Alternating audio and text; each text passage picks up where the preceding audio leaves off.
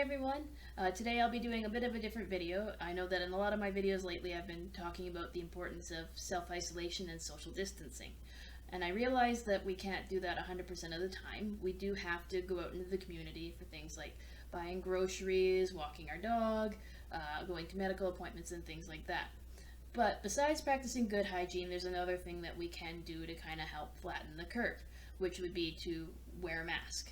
Now, I know that when a lot of you think of the masks, you're thinking of those medical grade ones, the surgical grade masks, the N95s. But those are in kind of short supply right now, and those should be reserved for those who are working on the front lines of fighting COVID-19, so doctors, nurses, medical experts. But we can, at home, make our own masks. So I am not a sewing expert by any means, but my mom is. And she's been keeping up with a lot of the news articles, videos, researching what she can do to help flatten the curve. And wearing masks and making masks was one of the things that she came upon. And there's been more and more talk about wearing masks in the news lately. So she had decided to pull out her sewing machine, found her bin of old or of materials that she had from other projects, and decided to start making masks. At first, she just made them for myself, for my dad and I at home, and then she decided to start making more masks.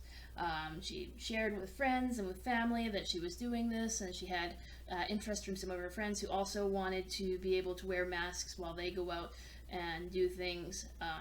My sister-in-law works at a hospital, and so she is kind of in interaction and at risk of being exposed to COVID-19 as well. So my mom wanted to make sure that everybody that she knew was at least had access to masks.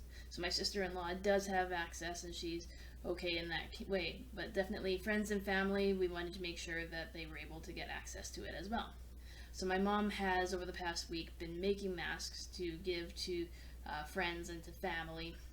And then I also would wear the mask when I go out to walk Cinnamon. And I've had friends who've seen my Instagram post of me wearing the masks ask for if they could also get masks. So I talked to my mom about it, and she was all for it because she wants to do whatever she can to help flatten the curve. So she has been sewing masks basically over the past week. So my friends have even asked things like, oh, we would love to have your masks and we'll pay whatever you would like for those masks. Now my mom doesn't really have any sort of way of being able to figure out how much a mask would cost, and she really doesn't care if she makes a profit. She actually said to me that she doesn't really want to make a profit on it, she just wants to help people. But if they do want to pay for the masks, they can pay whatever they want. This is not new material that we're using, this is not fancy material, it's what we have at home that we can use. Since I'm not a sewer, but I wanted to help my mom with making the masks, I decided to at least help her by cutting out the pieces that she would need to make the masks. And I started cutting and making a whole bunch of pieces.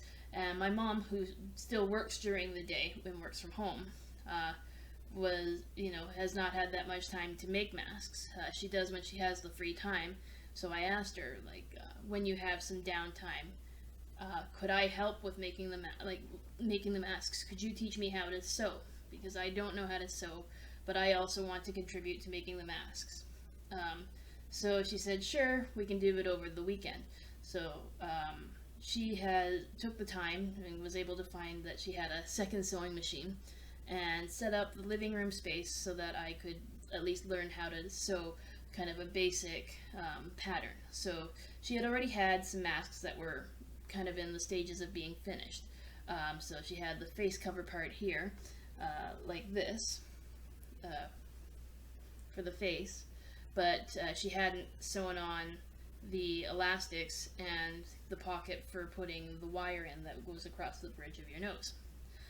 So she taught me how to do the basics so that I could sew across to make the kind of the fold that holds the elastics in place, and then showed me how to make the seam for where the wire goes into the bridge of the mask. So over the weekend I've been helping my mom with that. She had tried a different pattern, and so I tried my best to help her with that pattern with sewing it, but we both found that it was actually a little more difficult of a pattern, so we stuck to the one that you just saw there.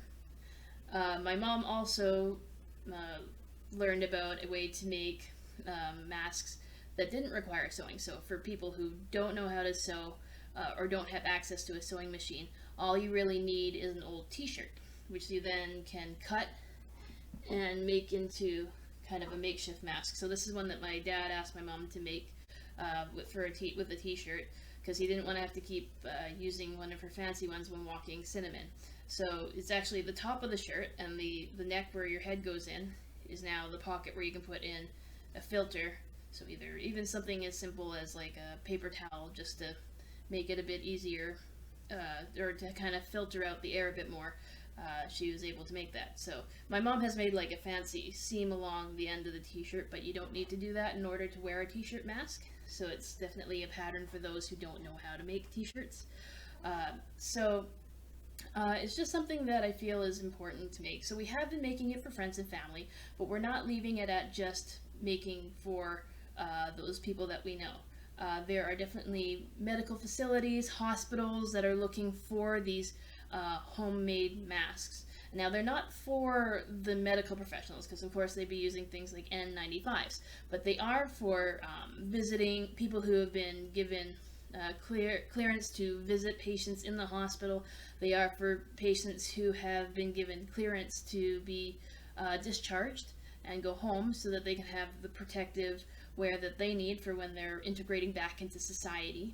And it is also, they want to collect to be able to give out to the broader community. So to maybe elderly, to those who are the most vulnerable to COVID-19.